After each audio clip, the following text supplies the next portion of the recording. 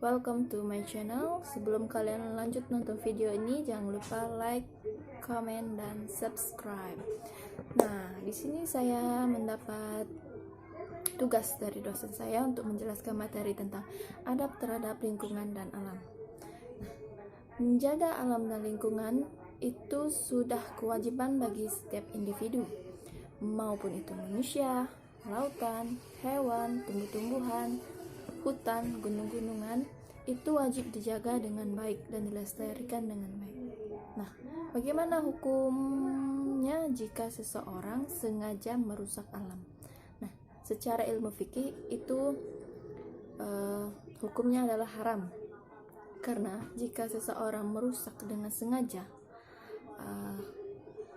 merusak alam itu dengan sengaja, maka hukumnya adalah haram. Nah, sekian dari saya, penjelasan dari saya. Baiklah, di sini saya akan melanjutkan pertanyaan dari teman-teman. Itu ada pertanyaan dari saudari Andi Fitri. Jelaskan contoh adab yang baik kepada alam. Nah, baik, sini saya akan menjawab. Menjaga alam semesta dengan baik itu saja sudah termasuk adab kita terhadap alam semesta. Nah, karena alam itu adalah sumber kehidupan kita bagi manusia serta hewan dan tumbuhan. Nah, pertanyaan kedua itu ada pertanyaan dari Selvi Mulyana. Bagaimana menurut Anda hubungan antara adab kepada alam dan lingkungan hidup? Jelaskan. Nah, hubungannya itu sangat erat. Jika lingkungan tersebut tidak dijaga, maka hilanglah adab kita terhadap alam. Nah, jika sudah hilang adab kita terhadap alam, maka itu bisa menyebabkan bencana alam. Maka dari itu kita semua kompak menjaga alam sekitar kita. Nah, pertanyaan ketiga dari saudari Herlina. Berikan contoh adab kepada alam. Nah, di sekitar kita saja sudah banyak kita melakukan adab terhadap alam di kehidupan kita sehari-hari.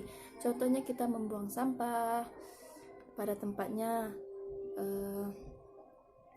menanam pohon, menjaga lingkungan kita. Itu sudah termasuk adab, contoh adab kita terhadap alam. Dan satu lagi, bijaklah dalam berbelanja, hindari botol plastik atau yang mengenai tentang plastik.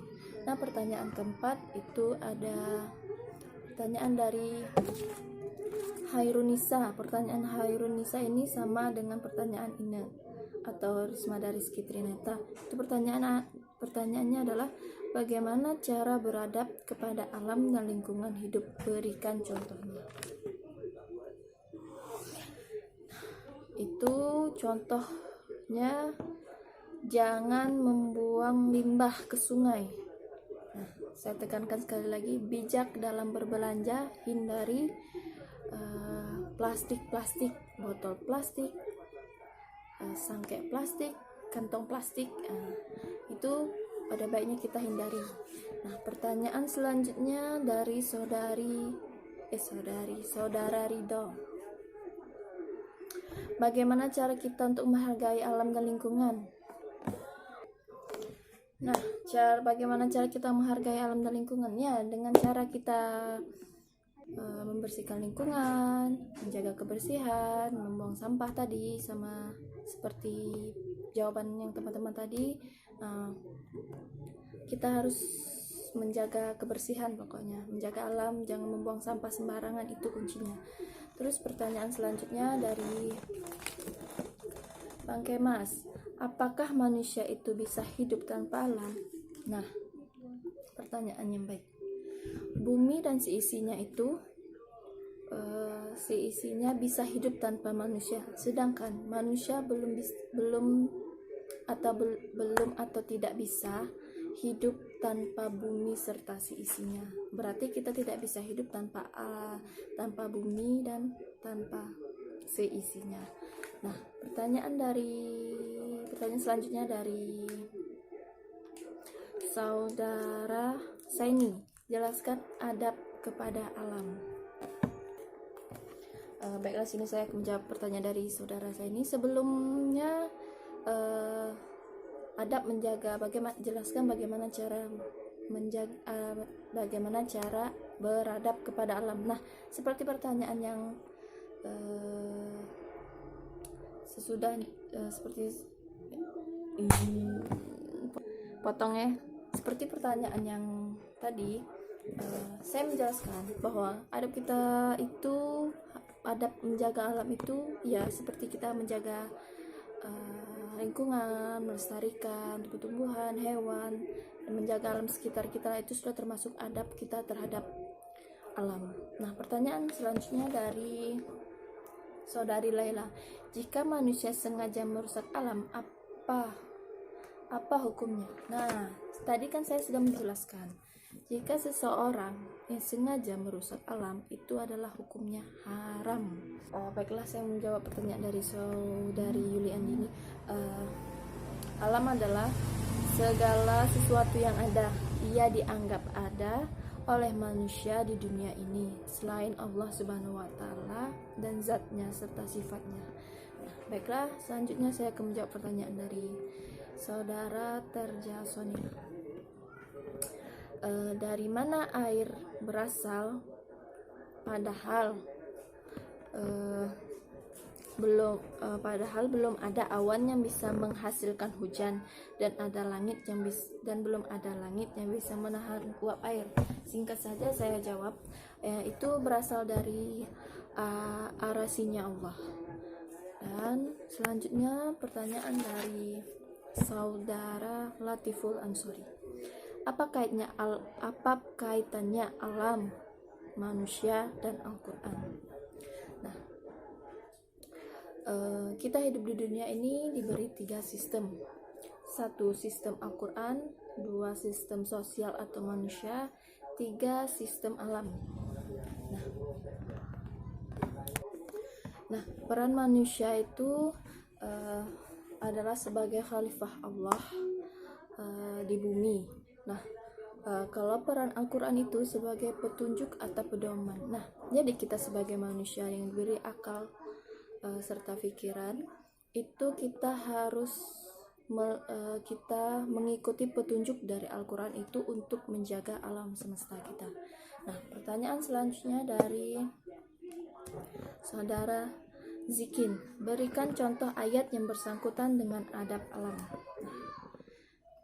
Karena saya tidak hafal, jadi saya membuka handphone ya. Saya akan membacakan.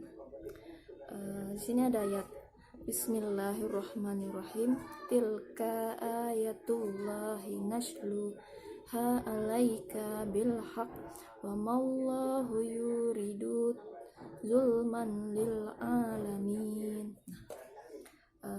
Itu ayat-ayat Allah Azza wa Jalla. Kami bacakan ayat-ayat itu kepadamu dengan benar, dan tiadalah Allah berkehendak untuk menganiaya hamba-hambanya. Nah, baiklah, selanjutnya pertanyaan dari saudari Lili. Sebutkan teori-teori tentang asal mulanya alam semesta. Nah, di sini teori ini terdiri dari 9. 1 ada teori keadaan tetap, teori dentuman atau Big Bang, teori nebular, teori planetesimal, 5 teori tidal atau pasang surut, ke-8 teori GP atau GP Keeper, selanjutnya teori ekspansi dan kontraksi. Oke, lanjut pertanyaan dari saudari Fitri dan saudara Tony, ini hampir sama pertanyaannya. Ada berapa jenis alam? Nah, di sini alam itu banyak macam jenisnya. Saya akan menjelaskan pertama.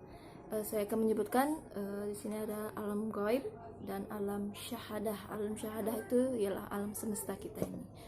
Nah, sekian dari saya. Terima kasih. Assalamualaikum warahmatullahi wabarakatuh. Assalamualaikum warahmatullahi wabarakatuh.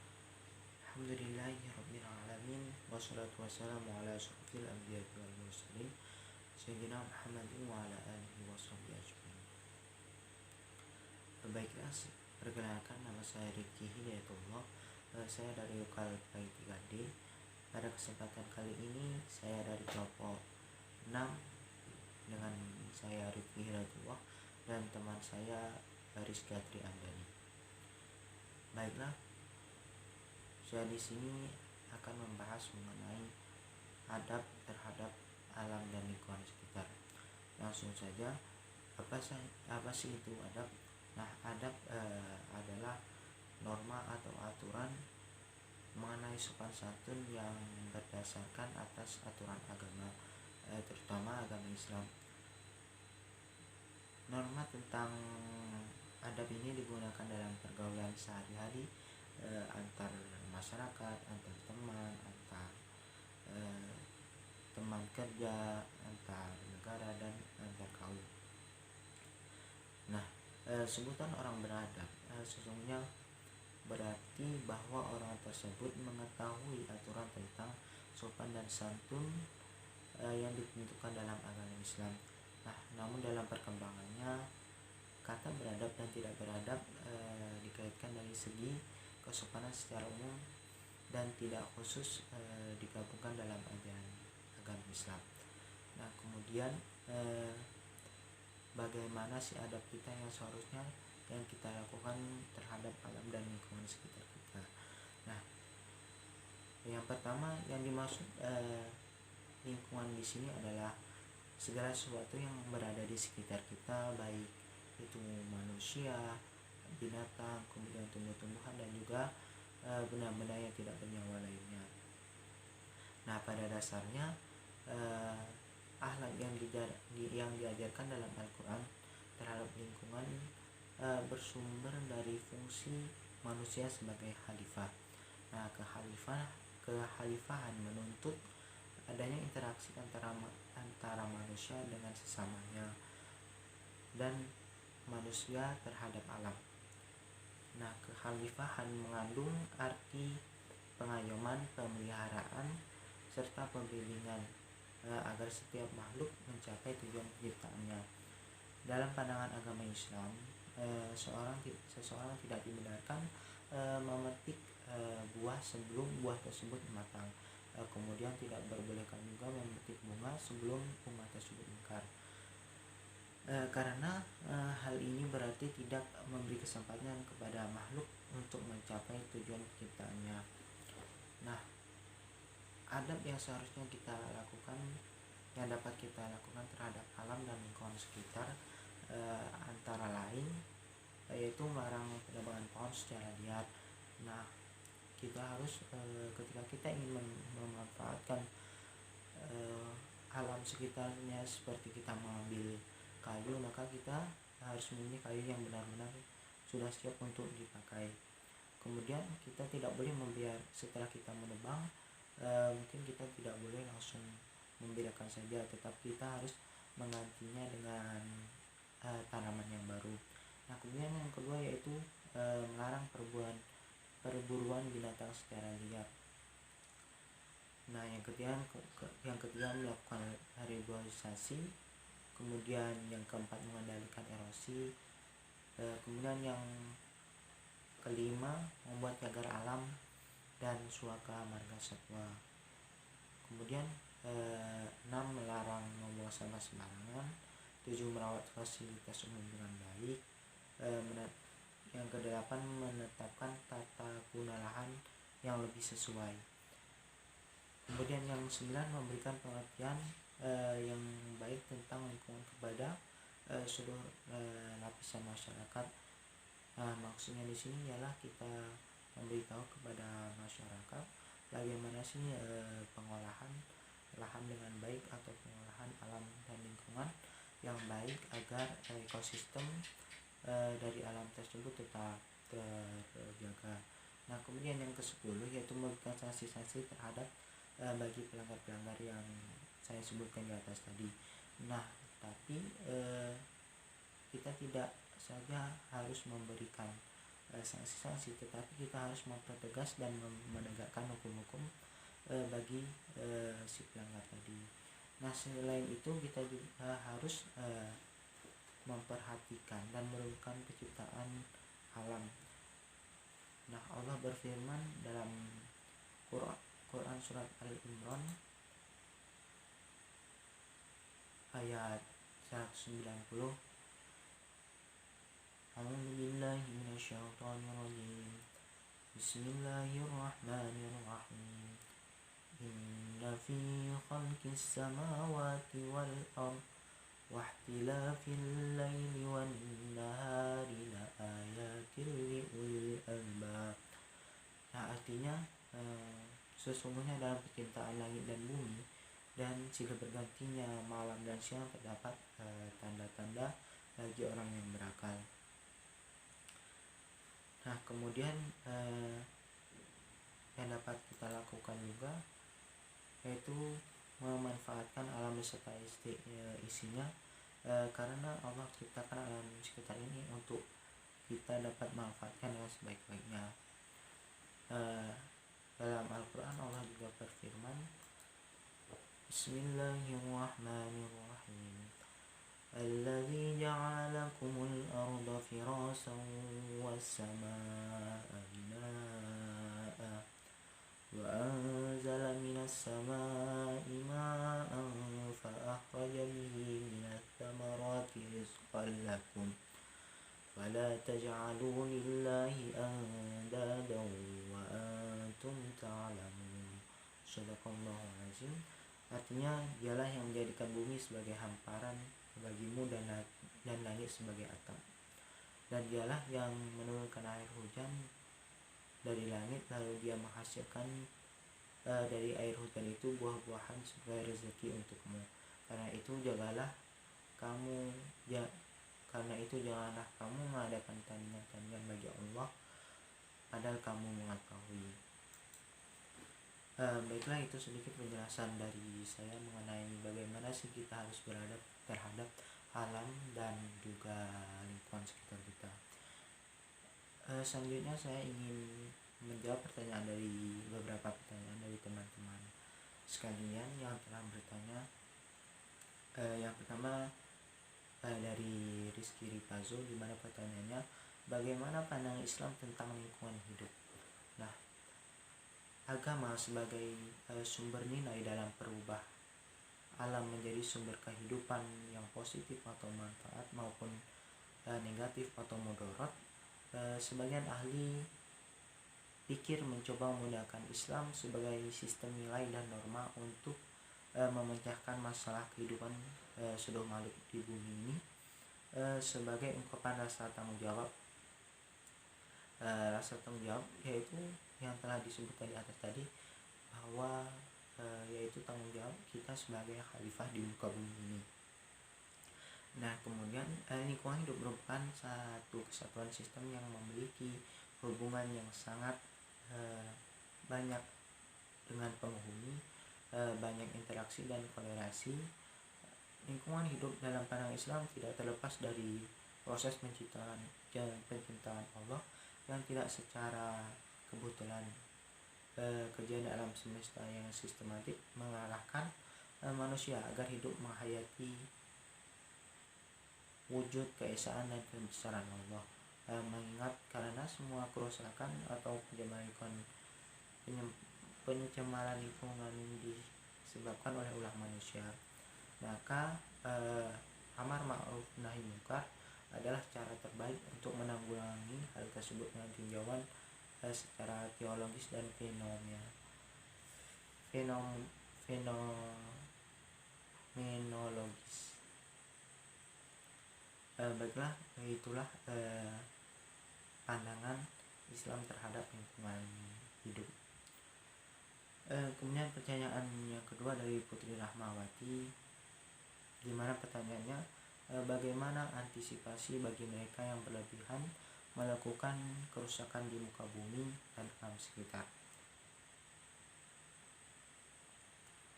Tentunya harus memperkuat seperti yang saya tegaskan di awal tadi, yaitu harus memperkuat dan menegakkan hukum dengan tegas. Kemudian kita yang mengetahui akan dampak kerusakan lingkungan hidup harus mengingatkan kepada mereka yang melakukan kerusakan bumi, dan tentunya kita juga harus memiliki kesadaran diri akan kerusakan jika kita melakukan kerusakan tersebut. Kemudian pertanyaan ketiga dari Muhammad Adil, bagaimana pendapat teman-teman semua mengenai orang-orang yang tidak memiliki adab terhadap alam dan lingkungannya sendiri? Contohnya orang itu suka merusak alam dan lingkungan. Menurut saya pasti menurut saya pasti orang ini tidak memiliki adab. Jika ia memiliki adab, pasti ia mengetahui bagaimana sih adab yang seharusnya kita lakukan kepada alam dan lingkungan sekitar. Jadi menurut saya orang ini tidak memiliki adab dan tidak memiliki rasa cinta terhadap lingkungannya sendiri. Alam dan lingkungan sekitar diciptakan Allah untuk kita agar dapat dimanfaatkan dengan sebaik-baiknya. Bukan saja memanfaatkan, tetapi kita juga harus bisa menjaga dan merawat lingkungan dan alam sekitar kita agar kita bisa terus memanfaatkan terus menerus, dan kemudian anak cucu kita juga bisa merasakan manfaat dari alam dan lingkungan sekitar kita. Allah telah berfirman bagi mereka yang melakukan kerusakan di muka bumi dalam Quran surah Ar-Rum ayat 41 yang berbunyi, Bismillahirrahmanirrahim. Zaharal fasadu fil barri wal bahri bima kasabat aydin nas liyuziqahum ba'dalladzi 'amilu la'allahum yarji'un. Artinya telah tampak kerusakan di darat dan di laut disebabkan karena perbuatan tangan manusia, supaya Allah merasakan kepada mereka sebagian dari akibat perbuatan mereka agar mereka kembali kepada jalan yang benar. Quran surah Ar-Rum ayat 41.